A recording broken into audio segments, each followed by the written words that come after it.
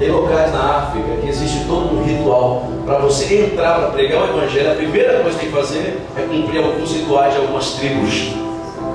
Entre elas, olha, você tem que se mostrar igual a nós. O que eles pensam? Como que você vai trazer comunicação para aquela tribo se você é preconceituoso com os costumes? Então tem alguns que pedem para você comer, por exemplo, cérebro de macaco. Ó, tem um ritual aqui para você comer cérebro de macaco. Ó, missionário para trás. Fala para ele. Missão envolve comunicação. E ele não está falando só de comunicação verbal, não. Se você parar perante um louco para falar de Jesus para ele, ô louco, aceite Jesus, ele não vai te dar ouvido. Agora fica perto do louco assim, ó. Fica para quem está falando, tem que ganhar o louco, para depois ganhar a alma do louco. Primeiro você tem que ganhar a pessoa. Quantos missionários que já fracassam na primeira tentativa? Ei, aceite Jesus, senão você vai para o inferno. Aí a pessoa já se fecha. Você vai ameaçando. Diga para ele que o Evangelho é bom. É comparado com uma boa semente. Fala isso. Pode ter certeza, a vida, o verbo se fez carne, Jesus trouxe uma proposta boa de salvação. Só que tem terreno que é duro. Você vai colocar a semente em determinado solo, não vai germinar. Havia um soldado que estava defendendo o seu país na guerra. E lá na guerra, o soldado, ele era muito solidário. Eles dividiam a pedra, né, que eles dormiam e usavam como travesseiro. A comida, que era pouquinha, eles dividiam. Porque em meio à guerra, você às vezes está tão determinado a vencer o inimigo que você valoriza os amigos. Essa frase é interessante. É só no meio da guerra que você valoriza os amigos. Às vezes a igreja está tão assim edificada que parece que ninguém precisa de ninguém. Aliás, se você pudesse, você até se livraria de algumas pessoas. Irmão, no meio da guerra, no meio da missão, um bêbado que assiste culto, você é obrigado por essa alma, jovem. Porque não tem ninguém. Então, eu comecei a contar a história desse soldado, que no meio da guerra, eles eram unha e carne, porque o inimigo era outro. Eles estavam de lados opostos. Então, eles não podiam odiar os amigos, não dividir com os amigos, porque eles tinham que vencer aquela batalha. Então, despertaram um espírito de solidariedade no meio da guerra. Só que quando esse soldado saiu da guerra e voltou para uma das cidades do seu país, o que ele percebeu? Uma cidade alheia à guerra. Parecia que nada estava acontecendo, que ninguém estava morrendo e sendo massacrado por causa do povo. O soldado encontrou uma cidade indiferente, pessoas indiferentes. Então ele, todo marcado de ferimentos, roupa rasgada, ele trazia dentro de uma sacola a pedra que ele usou para dormir durante muitos meses. Pedra como travesseiro. E ele usava aquela pedra como um símbolo da solidariedade, da lembrança que ele tinha dos seus amigos. Então ele pegou aquela pedra e começou a andar nas ruas daquela cidade pacata, e cada um tinha lá o seu armazém, a sua venda, o seu comércio. E ele, ferido, de tanto lutar pelo povo, chegou ali num açougue, né, e disse para o cidadão: você pode me arrumar um pedacinho de carne? Eu estou com uma fome. Eu estava lá na guerra defendendo o nosso país e eu estou com fome. E o cidadão olhou para ele: quem é você para eu dar a minha carne? O problema é seu. Você estava lá na guerra. Eu não vou dar minha carne de graça para ninguém. Egoísmo.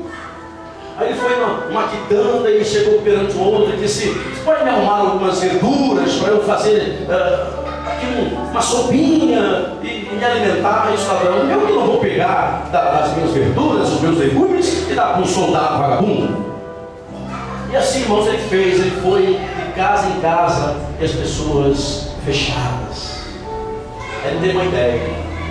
Ele falou, eu contando isso lá para o pessoal assim, e eles não piscava.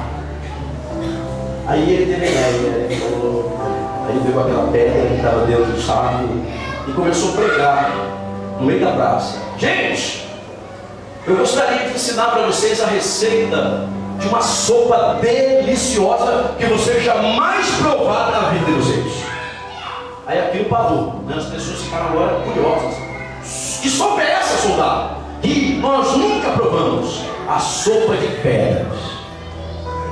Aí falaram, esse camarada deve ter batido a cabeça na guerra. É possível? Sopa de pedra? Como que é isso? Ele falou, eu preciso de alguns ingredientes. E aí vocês vão saber se essa sopa é ou é boa. Aí alguém disse, o que você precisa? O maior caldeirão que vocês tiverem aí. Aí trouxeram uma panela enorme. Aí ele falou, agora eu preciso que vocês me tragam lenha e fogo para a gente preparar aqui esta panela. E água também. Aí, rapidinho, alguém começou a se mexer. Cidade parada, ninguém fazia nada. Alguém começou a se mexer. E agora, eu preciso de legumes. Legumes. Eu paro para ver.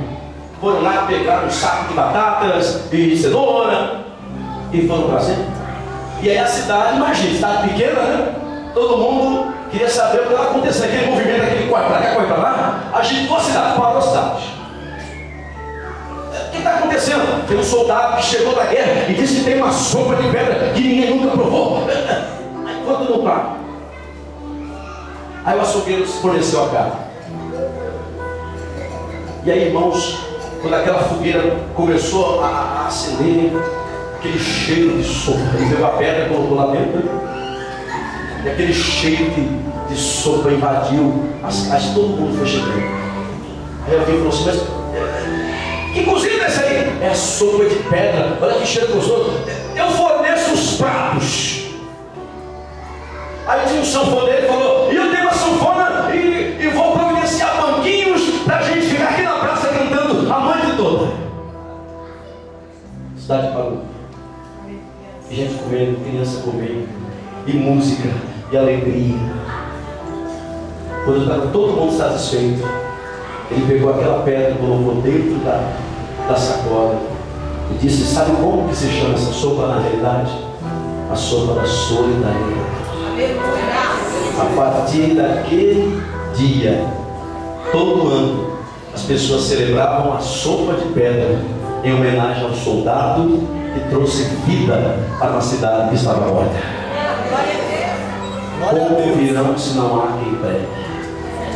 Mas como pregarão se não forem enviados? Então não é qualquer um que Deus vai mandar. Deus vai mandar quem tem boa comunicação. E eu não estou falando de quem fala bonito. Eu estou dizendo de quem se comunica através de hábitos. Aleluia! Comunicação envolve tudo, gestos, olhar. Porque se você chega já com esse olhar de São Paulo, de paulista, porque tem olhar de poder, tem olhar de paulista. Você olha aquela sopa e a mocinha cai lá dentro.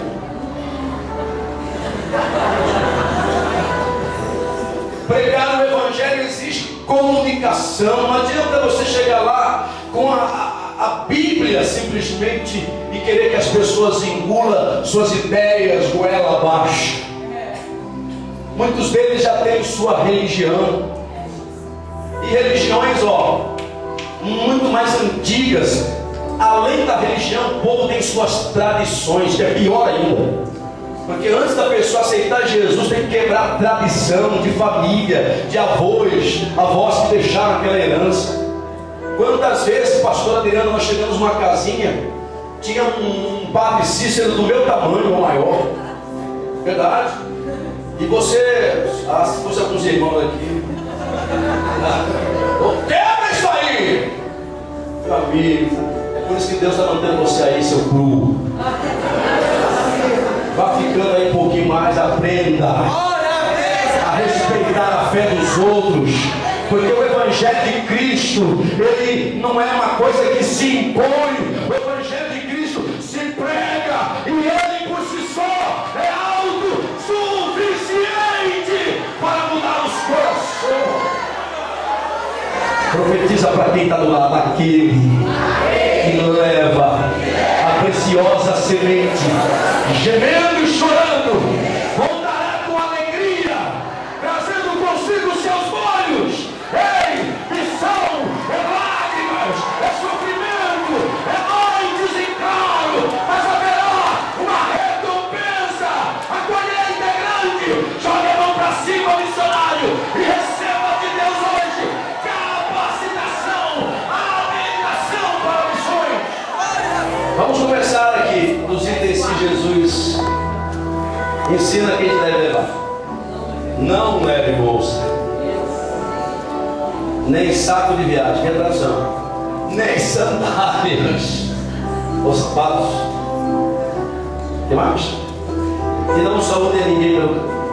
Quando entrar numa casa, digam primeiro, olha o que eu falei aqui agora: aceite Jesus Cristo como Salvador do inferno.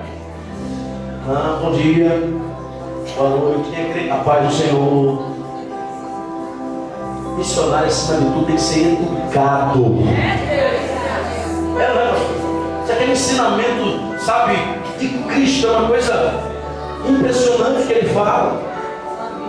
Se houver ali um homem de paz, a paz de vocês repousará sobre ele. Se não, ela voltará para vocês. Fiquem naquela casa, comam e bebam de tudo que eles tiverem. Tudo. Aleluia. Cebola. Glória a Deus. O que faz uma missão ser bem sucedida é você ter uma proposta de um evangelho de poder, que envolve sinais, que envolve maravilhas, que deixam as pessoas impactadas. As igrejas que mais crescem hoje, está comprovado pelo IBGE, são os movimentos neopentecostais. É claro que agora está descambando com uma bagunça, porque reteté e manto agora virou bagunça. Hoje você encontra cada movimento estranho por aí que não tem um pingo de Deus. Mas o verdadeiro movimento é gostoso, é uma igreja. Então nós temos que fazer o quê? Uma missão de reconhecimento. Meu irmão, não vá pedir a conta do trabalho, não. Eis que te enviarei. Ô patrão, eu quero minhas contas. Aí pede a conta 10, 15 anos de trabalho e fica com as balinhas prontas. Aí Deus, peraí meu filho, te enviarei. Para onde você vai? Oh Deus, não é para ir não? Não, eu não mandei. Eu te prometi que te enviaria. Quem está entendendo? Missionário, você tem que ir e colher uma amostra. Chegar no teu ministério, seu pastor, eu fui numa terra, está cheio de gente que não conhece Jesus Cristo. Quem crê que essa parte é importante? Pesquisa. Você tem que ir com a prancheta lá e fazer as anotações. Eu já vou concluir. Deixa eu dar um exemplo. Que às vezes missão envolve até visão. Aquilo que para muitos não vai dar certo, para outros ele vê aquilo como a grande oportunidade da sua vida. Dois empresários da indústria de calçados queriam ampliar seus investimentos. Eles queriam conquistar novos mercados e os dois eram concorrentes fortíssimos. Calçados. Aí um deles mandou um representante comercial lá para a África. E aí quando o representante desse primeiro chegou na África, ele ficou olhando os africanos. Aí ele ligou aqui pro patrão e disse: patrão, pode desistir de conquistar mercado aqui na África, aqui não vai dar certo. Aí patrão, por quê? Os africanos não usam sapatos, eles mal usam sandálias. Se a gente montar uma fábrica aqui de sapato, não vai vender nada, ninguém aqui usa. Então vem embora, meu filho, vem embora. Eu acredito na sua palavra, eu te mandei aí para isso. Aí voltou. Aí o outro, quando soube, por inveja, não sei qual foi a razão, mandou um representante também. quando ele chegou lá, em meio aos africanos, ele ligou entusiasmado: patrão, ficaremos ricos. Ninguém aqui usa sapato. Se montarmos aqui uma fábrica, vamos vender que nem água. Mas o patrão, então vamos mandar uma filial para aí. E aí vendeu. E era gente comprando sapato. Pergunta para quem está. Você acredita na visão? Você acredita na visão? Você crê que vai dar certo ou não? Você crê que a visão dada por Deus vai dar certo ou não? Então não desfaleça. Se você for para um lugar que não tem nenhum crente, você não vai voltar para trás. E não tem nenhum crente para me apoiar, eu não tenho ninguém para dividir. Então comece a conquistar